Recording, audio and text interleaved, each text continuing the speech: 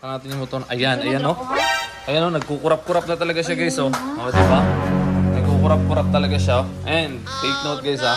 Tignan nyo yung motor natin. O, nakapatay yan.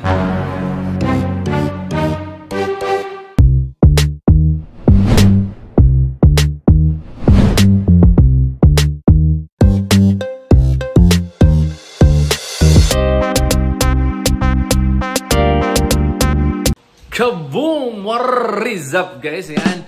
Welcome back sa ating munting YouTube channel na kung saan consistent tayong nag-upload dito guys, no?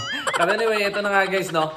Matagal na talaga tayong hindi nag-upload dito sa YouTube channel natin. And today kasi guys, merong nagkaaberya kasi yung motor natin at hindi pwedeng hindi ko to i-content kasi possible ilan sa inyo dyan na-experience itong problema na to sa motor natin. Hindi lang to para sa Honda Click guys, kundi para sa lahat ng motor na merong auxiliary light. Okay? Kasi yung auxiliary light natin, medyo may katagalan na at nagka-problema siya kanina guys.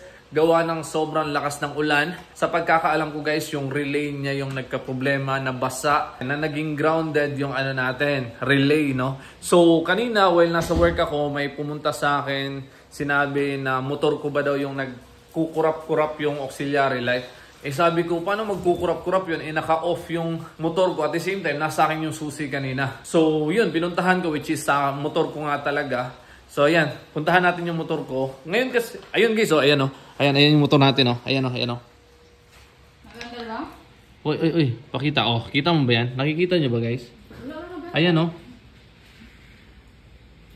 Ngayon kasi, ayan, oh, diba? Kita nyo, diba? Diba?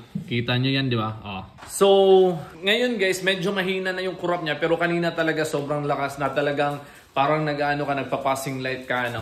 So, ngayon guys, gawa natin siya ng solusyon. Let's go! Oh, tara guys. Ang natin yung motor. Ayan oh. Ayan oh, nagkukurap-kurap na talaga siya guys, oh. Oh, diba? Nagkukurap-kurap talaga siya. And, take note guys, ha. Tignan nyo yung motor natin. Oh, nakapatay yan. Diba? Oh, ayan oh, nakapatay yung motor natin.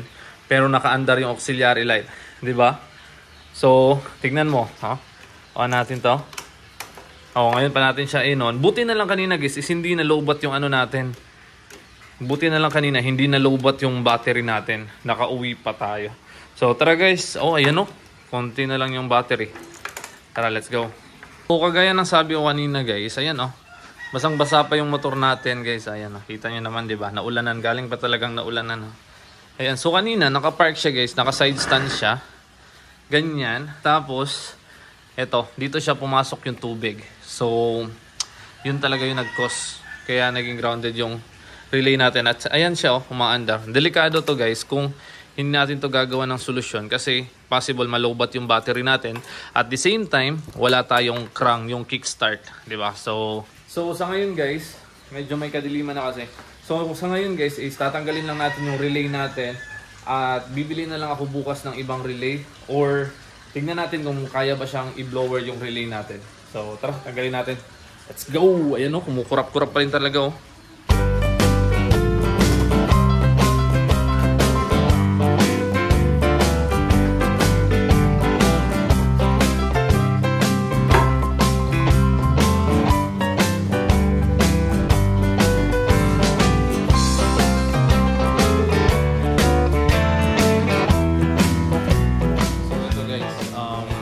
Papakita ko lang sa inyo.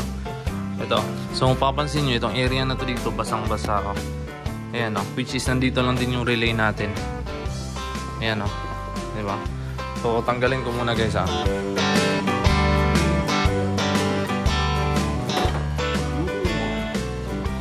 Ayan guys. Ito guys. So, mapapansin nyo talaga, boom. Ayan o. So, ayan. So, ito guys o. Kita nyo, nagmumoist na talaga siya. Ayan. Yan, dyan yung dahilan. Bing. Okay, ayan. Basa. Ayan. So, basang-basa talaga siya. Yan yung nagkukos, kaya Grounded yung ano natin. Try muna natin paandarin. Kasi lang humilo. Ayan o. Tingnan nyo guys o. Delayed na siya. Halika, lapitan nyo ng konti. So, ayan guys o. Delayed na siya guys o.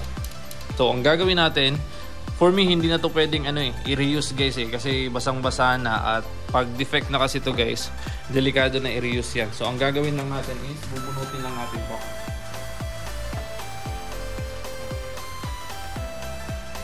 One down.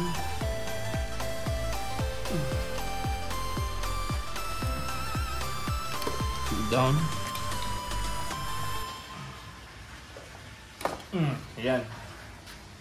So, yun guys, tinanggal natin siya. Kita nyo naman, basang-basa talaga siya. Ayan. So, ayun, kung nakikita nyo kanina, umaandar yung ano natin, auxiliary light, ngayon wala na. So ito guys, ang plano ko sana guys is gagawin ko siya ng remedyo, baka kaya pa na like, i-blower lang natin to, baka matuyo yung sa loob. Pero, yung nakita ko ng status nito guys, hindi na talaga, hindi na siya pwede. Ang worst case kasi nito guys, kung pipilitin ko pa rin itong gamitin, i-blower ko lang to, baka mamaya habang tulog kami, kumikirap-kirap yung ilaw ko, magkukos pa na ma-lowbat yung battery natin. So hindi na talaga siya advisable na i-reuse to.